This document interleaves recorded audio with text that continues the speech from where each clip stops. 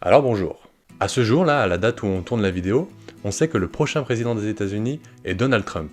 Voilà, c'est dit, je suis en danger. Et oui, maintenant que j'ai dit ça, j'ai l'impression que je vais devoir faire attention à tout ce que je dis.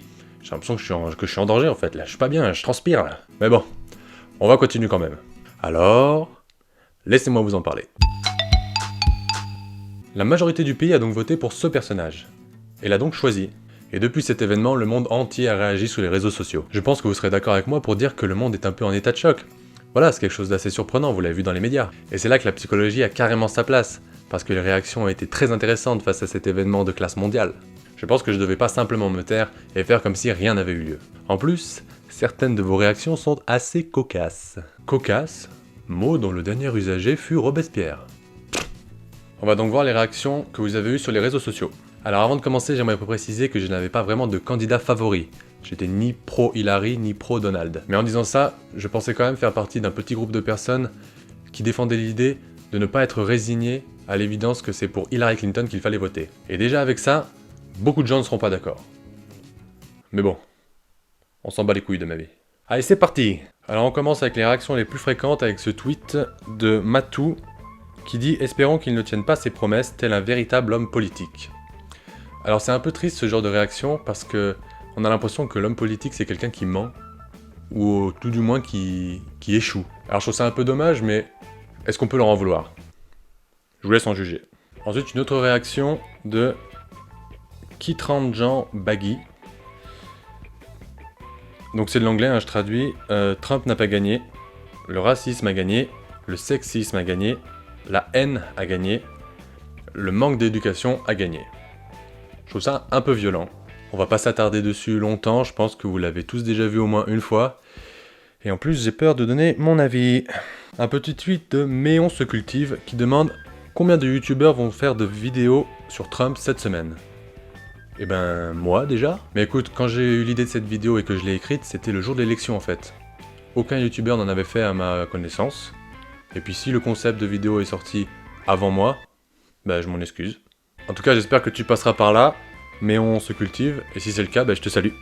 Dans les tweets les plus fréquents, on a aussi celui-là. Alors là, c'est Mathilde qui tweet, et qui dit « Joyeux Hunger Games, et puisse le sort vous être favorable ». Ça va, c'est marrant, parce que la phrase a une bonne tournure, et puis ça fait vraiment « Ok, chacun pour soi, bande de cons ». Chacun se démerde. Alors on a aussi Provençal le Gaulois, qui dit « Je ne vois maintenant plus ce qui empêche Hanouna de devenir président ».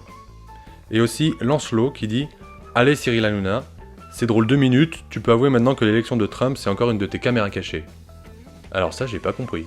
Pourquoi tout le monde nous a parlé de Cyril Hanouna là? C'est hyper vexant. Tout le monde voudrait que ça soit une blague? Et c'est à lui qu'on pense pour être le farceur?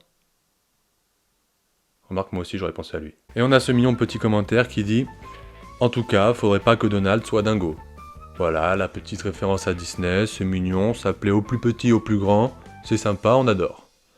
En plus, c'est Napoléon Bonaparte qui tweet, on adore encore plus. On va sur les plus marrants là.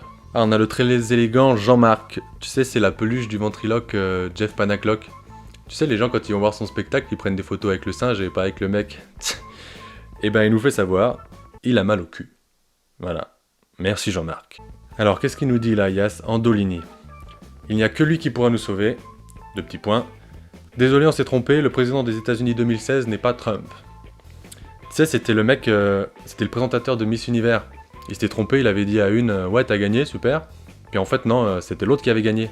Donc il avait dû revenir sur le plateau en disant excusez-moi, on s'est trompé de gagnante, c'est l'autre. Et là, il espère que ça fasse pareil pour Trump. Mais bon, je pense pas que ça va marcher. Là, je pense que ça se passe de commentaires. Celui qui a fait ça est un malade. Bon, il s'appelle Vladimir Poutine, mais je pense pas que ce soit le vrai. Voilà. Alors là, petit tweet de Ferme un peu ta gueule, ok, qui dit « Les Américains, ils se sont trumpés. C'est pas possible. Mais mec, j'avais fait la même blague le matin même. Je te jure, personne l'avait encore faite. Putain, j'aurais dû la poster en premier, j'aurais été un champion. Ils se sont trumpés, je valide, j'approuve. » On a Maître Manche-Clou qui nous dit « 3 choses sont sûres. Les Anglais voteront contre le Brexit. Les Américains n'éliront pas Trump. Et les Français n'éliront pas Le Pen. » Ah ok, il essaie de faire un peu d'ironie. Ok, c'est subtil, j'aime bien. Je sais pas s'il a essayé d'être drôle, mais ça me fait doucement sourire. Voilà, on verra s'il a raison. On a aussi Bastien G qui dit « Trump, c'est le mec qui va au bac sans réviser, qui ressort avec une mention, et qui repart après avoir baisé la proviseure. » Ok, donc là ça sent le vécu, ça sent le mec qui n'a pas eu le bac et qui a vu ses potes qui n'avaient pas révisé avoir la mention. Je te soutiens mon pote, envoie-moi un mail, on va discuter. Et enfin on a Rundo qui nous dit, donc Trump de petits points, Hulk, Iron Man, Captain America, Spider-Man, c'est le moment là. Donc ok, le mec il est désespéré, il appelle les Avengers. Mais bon, bonne tactique mec, je soutiens, ça serait stylé en effet. Ok, donc voilà la majorité des réactions que j'ai recueillies sur Twitter, la réaction des Français, le jour de l'élection. Aujourd'hui on a des réactions mais qui sont un peu plus violentes quand même, parce qu'il y a des manifestations qui sont en train de se faire, et on peut voir que dans l'ensemble c'est pas la grande joie. Mais voilà, la seule chose que j'ai à dire, c'est que malheureusement on n'avait pas notre mot à dire, nous les Français, qu'il est arrivé, on lui a dit de se battre contre tout le monde, et il a gagné dans les règles. Alors c'est peut-être triste pour beaucoup, mais je pense qu'on ne pourra rien y changer, et que comme pour toute mauvaise nouvelle, il faudra passer par l'acceptation. Et l'acceptation c'est carrément psychologique. Je pourrais faire une vidéo « Comment accepter l'élection de Trump ?» Alors dites-moi si ça vous intéresse dans les commentaires pour de vrai, ou peut-être une vidéo « Comment Trump est arrivé au pouvoir ?» ça pourrait être sympa. Dites-moi aussi quelle réaction vous avez préférée dans les commentaires. N'hésitez pas à partager et à mettre un pouce si ça vous a un minimum plu, même un petit peu. Et comme l'a dit le futur ex-président des États-Unis, Barack Obama, demain, le soleil se lèvera. Et ça, tous les instituts de pronostic pourront vous le dire, sans se tromper. Alors gardez la pêche. Il y a du bon dans ce monde. Moi je vous laisse. Et je vous dis à bientôt pour de nouvelles folies. Ciao!